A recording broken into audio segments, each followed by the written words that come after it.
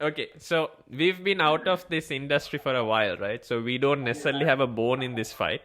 But so you sent me that article. You sent me the whole Ogilvy's take on how brands should respond to the COVID-19 crisis and whatnot. How brands are responding to it? Are they abusing it for their own advantages, and whatnot, and just how they are flexing their brand identities for? Yeah.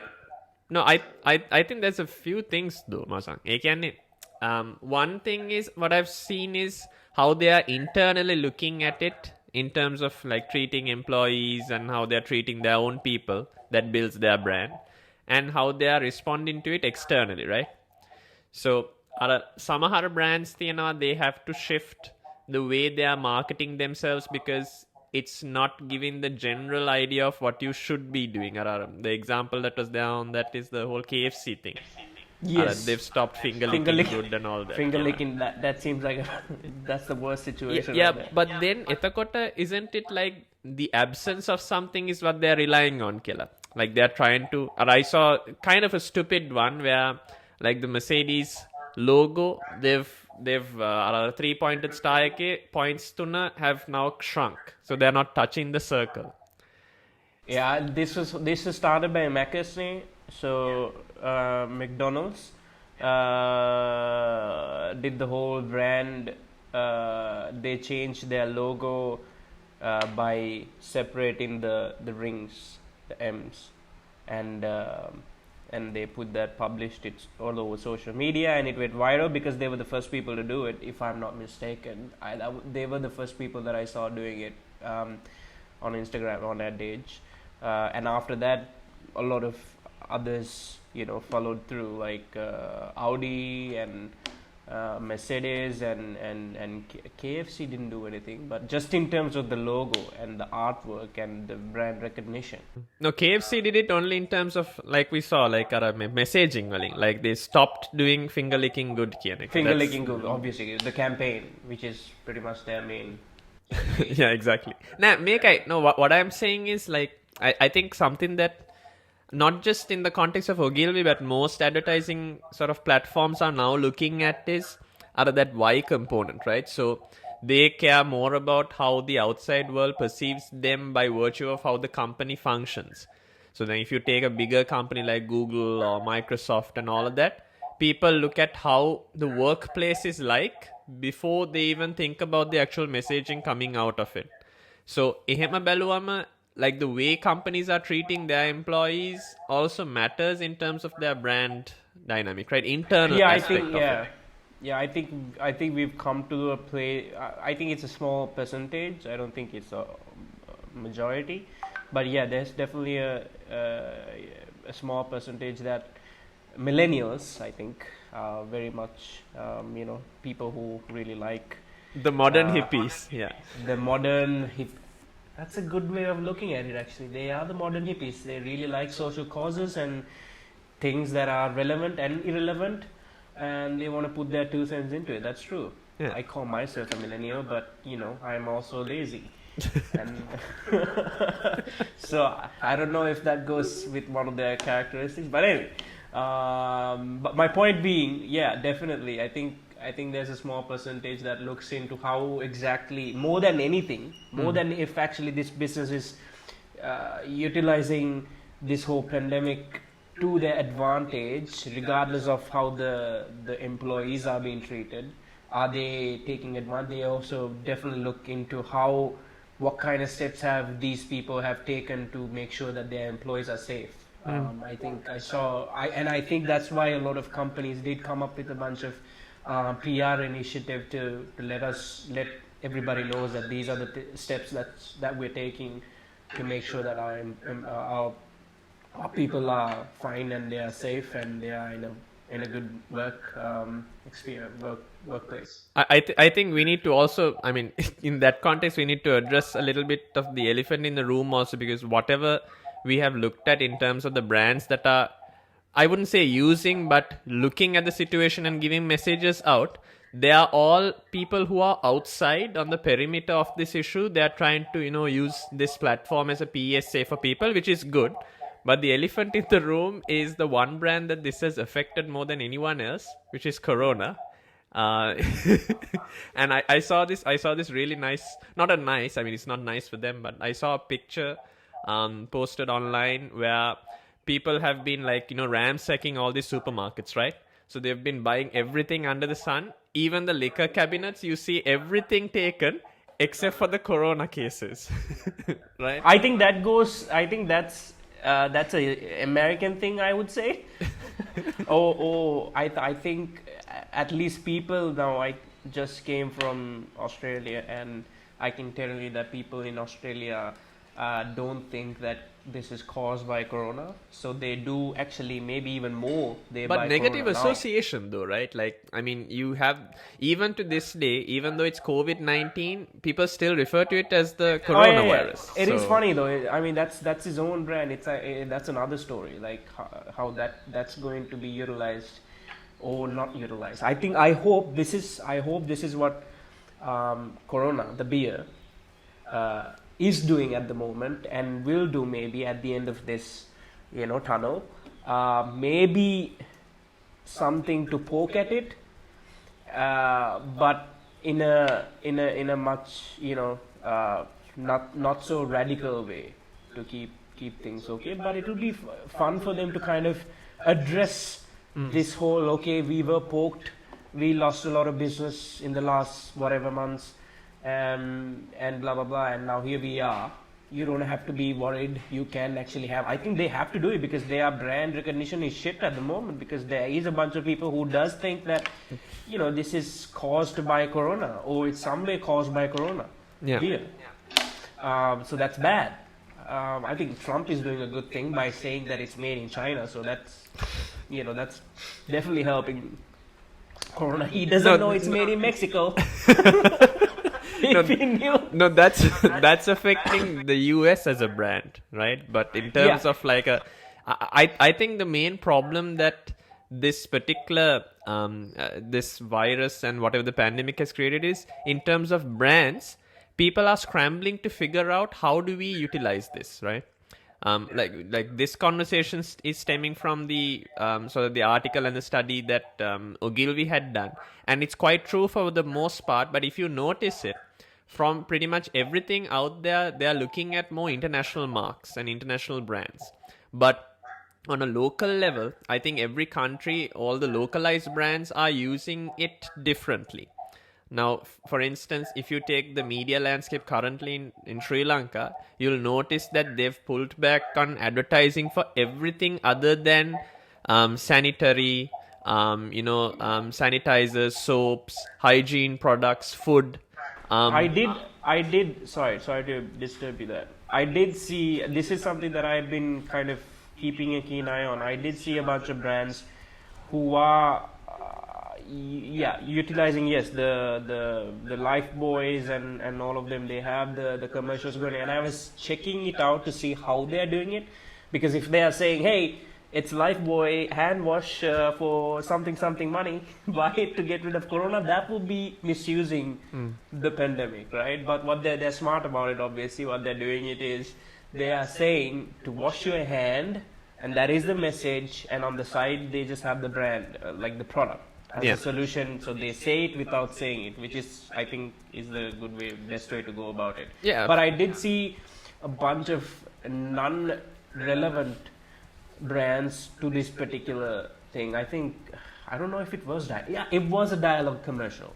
All right. I'm sorry, but like it was a 4 or 5 or 100-minute video, right, showing all the good things that people are doing, and at the end of it, dialogue. Yeah. No, I think for them, I saw this. It's like I think it's a 90-second where they That's a go lot of through money. like Yeah. where they go through the like all the first responders, the paramedics, the doctors, the military, whoever's involved in this, and to support them and things like CSR that. work, I guess. Yeah. No, for them, I think it's more of it's one of their KPIs, right? It's one of their key performance indicators that they have the brand recognition happening everywhere. So for them, I think they But would what have- is the relevancy, Matan? Because see, first responders, nurses, doctors, blah blah blah, all of these people, they're doing fantastic work, and what they're doing is they're putting all of their good deed on a video, and then they put their brand logo at the end of it. yeah, None of those people are true. getting any money from them. I So there's think no- yeah, I think the way they went up. I mean, keeping that aside, again, I'm looking at it objectively. Keeping that aside, I think they are anyway partnered on a CSR level with a lot of initiatives to distribute food and various things. I think they went about it in the wrong way in that context. Maybe what they should have done is they are a communications giant, so in a situation like this, they are connecting people together. That's the way they should exactly have gone about connecting it. people together, and maybe it would have been fine to actually use that 90 seconds or whatever to actually maybe communicate how everybody can support the cause and maybe support the first responders, whether it's by money or whether it's by this or that, whatever, what if there were any situations. But what I thought that was kind of weird for me to look at first responders and doctors and all of these people who are doing their great work, and then are they being sponsored by Dialogue? Is that what it is? So they put the logo at the end, and I'm supposed to be like, oh, great, Dialogue, good job, buddy. Yeah, I mean, looking at the glass half full, perhaps it's like a morale booster because everyone's stuck at home. You need something to rally around to see why you're doing all of this. I mean, you have every country and every government saying, the best help that you can give the healthcare professionals is to don't go out, stay at home. You're risking their lives. That essentially means that they can't help other people. So maybe this is a way of saying, these are the people that are on the front lines. Let's all support them. I'm looking at it in like a positive context, just for the sake of like argument here. Yeah, that's fine. And in that line, I saw yesterday something nice, surprisingly done by Rupawani. I don't know if you saw it as well. Rupawani had gathered a lot of the biggest like YouTube stars. Yeah, I saw in this. Malaysia, Yeah. right, and they had made pretty much a PSA about all of the relevant and most asked questions in our people's mind, and deliver those questions, whether they are stupid or not, in the most relevant and like funny, interesting, eye-catching way possible on a video, on a PSA, and they utilize the first responders to give the answers, and very clearly, I might add. I watched the whole thing, and it was nice. It was nice to see. It was something that I haven't seen any other country do. That is something cool to see, to utilize the social media platform, and by gathering the most famous YouTubers that are in that particular country, and then get those people's platform to deliver the message to the mass that, or at least the young people, that this is what's happening. If these are the questions that's in your mind, here's the answer. If you're not willing to watch news, if you're not willing to sit down in front of your TV and watch the programs that are going there every day talking about Corona 100 bloody times, I think I have a PhD. My parents definitely have a PhD now. I think they're gonna do something. I write a paper about it, I think. But this whole video, it was nice. I think, I don't know how long it was, but perfect, simple, addressed exactly what it should have addressed, and delivered it fantastically, and done by Rupawani, which is really great. I think that brings a good point also, Mazang, in the sense that at this point, I think, I mean, from a marketer's and an advertiser's point of view, if you're looking it like in a tunnel vision manner without anything, the answer would be you have so many people at home, you have so many eyeballs that you can reach, and so we should push things. But I think that's wrong, because just because you have people watching doesn't mean that they're receptive to everything everyone says. Because I know for a fact that for me, I tune out an advertisement when I see it now. Primarily because every brand is giving the same ad regardless, right? You're just plastering your brand at the end and saying, wash your hands. We know this anyway, keep your distance, social distancing, help the first responders, whoever is there. It's not really the message. It's not the fact that the message is not what I want to hear. It's the same message I see from different colors or liveries from different brands. I would prefer to hear it from a singular source which is recognized and also authoritative, like be it the government or the national task force or whoever is Yeah. involved in Yes. this. Right? At this point, I think people actually like that. Yeah, because that is Because you need one solid sort of message coming across rather than a multitude of individually scripted and produced things telling you whatever it is. So plastering yourself with advertising to me right now seems anyway like a waste of money and time. Just to keep your brand value there, people will say, we are also here, we are here to serve and things like that. But is it going to really, instill in people's minds 3-4 months from now, oh, I saw Dialogue saying this, or I saw this particular insurance company saying that? Not really. It's not really going to matter. It's not going to have any resonating feeling for people. yeah, I know, I know. That's a good point. Now I'm just thinking about it, right? Sorry. Sorry, I don't have corona. Chill. I can't even cough now. I can't cough without getting You can't judged. cough remotely even. Even I Alright. I reacted to that being way over here. You bastards, you. Please don't judge me for my coughing. Okay, that's my right, man. All right. Anyway, my point being, what I was gonna say is no. I'm serious. Like for real though, those kind of songs with like a montage of videos showing the first responders, they could have utilized that 60 or 90 seconds or whatever to do something a little. I'm really hating on Dialogue at the moment. I really didn't hate that much. I just really hated it because it was really long, and very useless. It seemed. It didn't bring a sense of pride or patriotism to me. I actually thought, why are you doing this to me? It's been too long now. Let me go back to Well, in lighter vein, you do have to realize that they would have already have pre-purchased ad Oh, yeah. space for like months Yeah. to come, so Yeah, they gotta yeah, use that in especially as much as given that it's possible. April now. It would have been for Urdu stuff for sure. Exactly. So they would have negotiated or renegotiated rather to say 100. That's Combined another thing I was thinking, because I was speaking with one of our suppliers, Mr. Sadip, who's obviously a person who does a lot of jingles and advertising work when in the music industry, and I asked him how is the situation from his side, and how is this whole pandemic has affected them, and same situation, right? It's another kind of place to look at now. He's like, we finished all of the campaigns for a lot of major brands. Everything that was recorded during beginning of February, we were able to finish, but there was a lot of other scripts and things that we were talking that we couldn't do. So it's so interesting to see how this virus has affected so many industries, if not most of it, right, in one way or the other, right? I know few online industries that this hasn't affected. In fact, they might be gaining from it, but that's also an effect, I guess.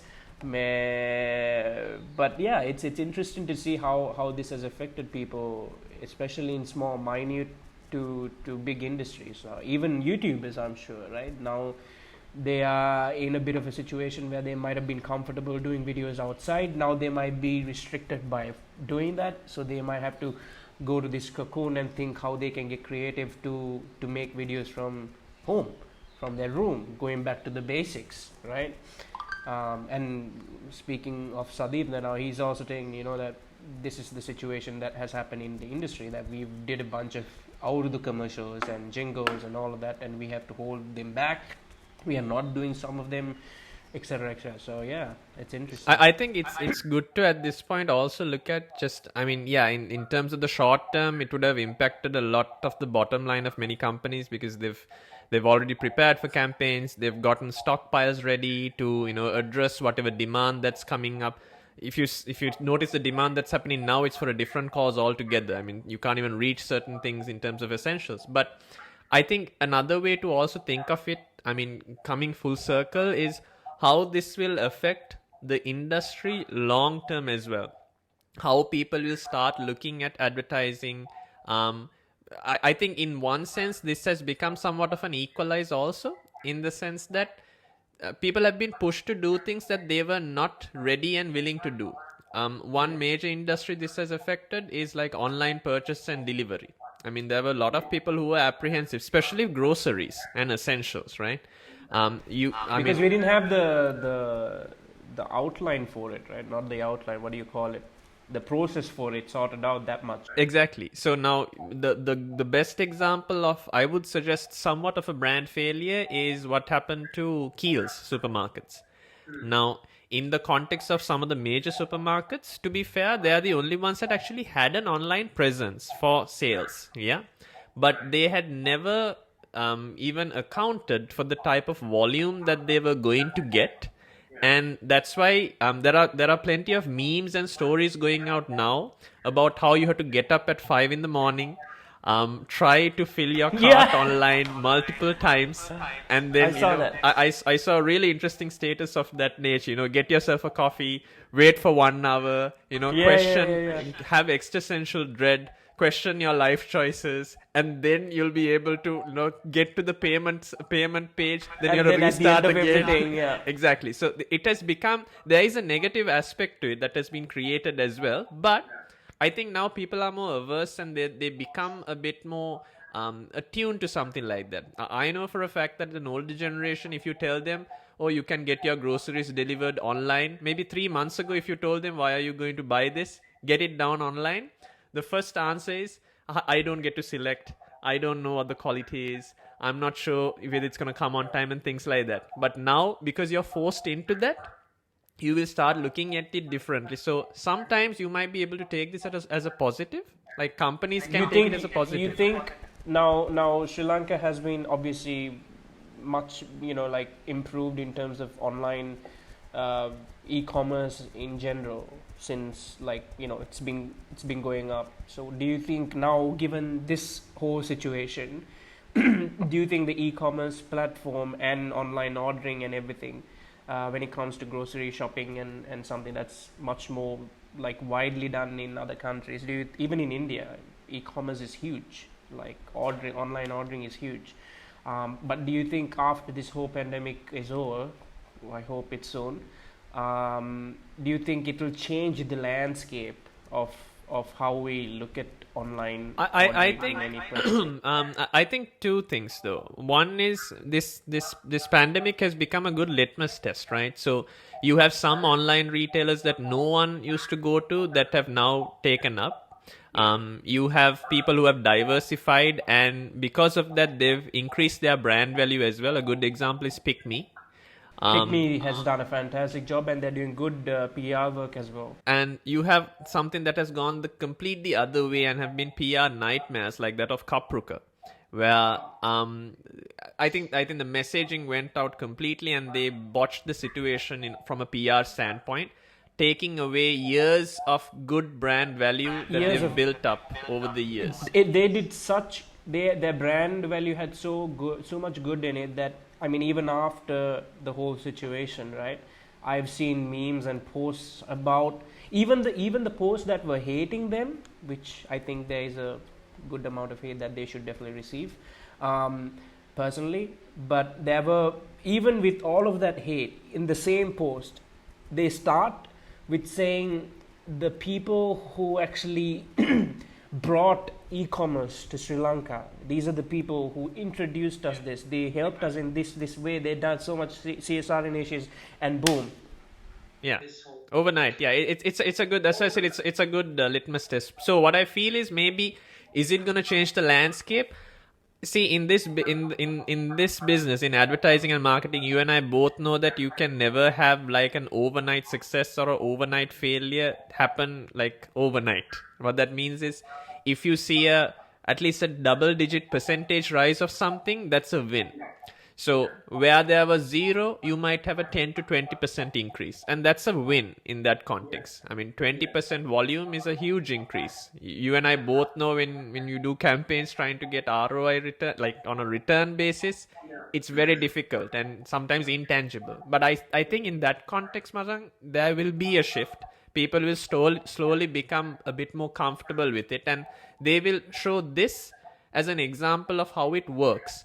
So right now, those businesses that want to plan out for 6 months ahead better get their pardon my French, but shit together now, so that they can develop that good brand value for later on. Brand value plus, I think, even in terms of a systematic change in their companies, or rather a growth in their companies, I think this is a fantastic opportunity for people to be more like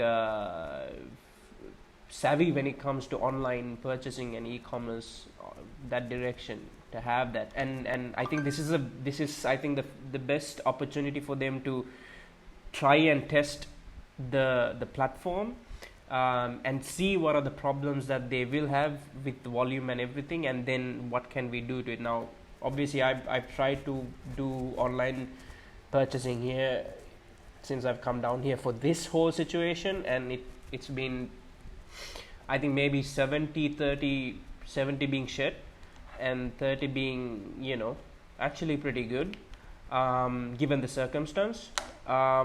I think this is a fantastic opportunity for those businesses to actually take this as an opportunity and see how they can come out at the end of this tunnel with a new skill, a new value, a brand value for their company. I think that'll be pretty cool.